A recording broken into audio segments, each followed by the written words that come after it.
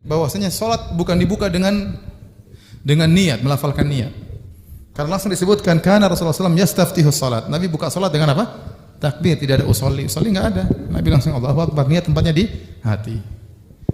Oleh karenanya seluruh yang meriwayatkan tentang sifat salat Nabi dan seluruh para sahabat tidak ada disebutkan satu orang sahabat pun sebelum salat mengatakan usolli fardhu dzuhri arba' raka'atin mustaqbilal qiblatin adaan ma'muman lillahi ta'ala. Ya, tidak ada. Paham? Tidak ada orang qada kemudian Nabi baca usolli fardhu dzuhri arba' raka'atin mustaqbilal qiblati qadaan imaman, tidak ada sama sekali. Tidak ada, sama sekali enggak ada. Mau dicari hadis yang sahih enggak ada. Hadis yang dhaif enggak ada. Hadis palsu pun enggak ada. Enggak ada. Seluruh sahabat pun tidak ada yang begitu, enggak ada. Jadi dibuka dengan langsung Allahu Akbar. Kalau niat gimana? Niat tempatnya di hati. Demikian juga tidak perlu baca yang lainnya. Saya lihat orang begitu, imam sebagai imam. Baca doa. Ya. Qul a'udzu birabbin nas, malikin nas, ilahin nas. Khawatir setan menggoda. A'udzubika min hamazati syayatin. Macam-macam doa. Ya. Sudah, ente ta'awudznya nanti setelah salat. Bukankah Allahu Akbar, iftitah, a'udzubillahi minasyaitonir rajim, bismillah baru alhamdulillahirabbil alamin. Kenapa ta'awudz sebelum salat? Jangan bolak-balik sunnah Nabi sallallahu alaihi wasallam. Sunnahnya ta'awudz dalam apa? Salat. Paham Ibu?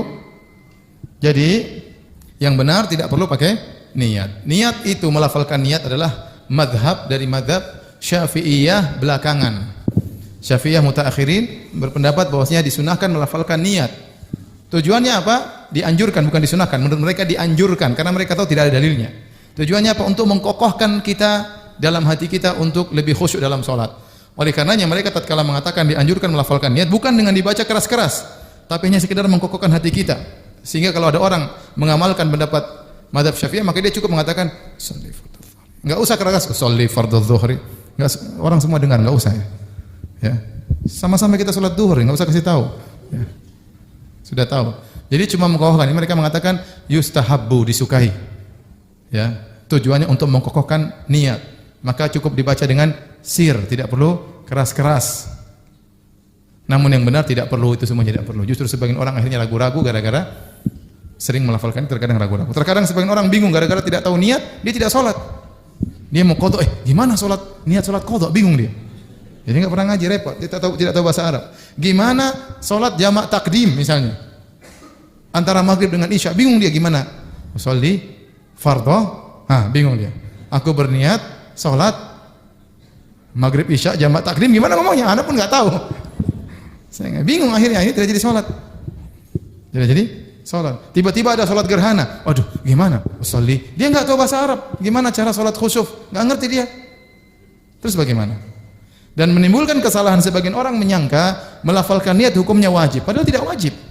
Sehingga kalau belum usolli kayaknya tidak bisa masuk salat. Bahkan sebagian orang jahil berpendapat melafalkan niat syarat salat. Kalau tidak melafalkan niat salatnya tidak sah. Ini semua kesalahan. Yang benar niat tempatnya di hati, Nabi buka langsung dengan apa? Allahu Akbar.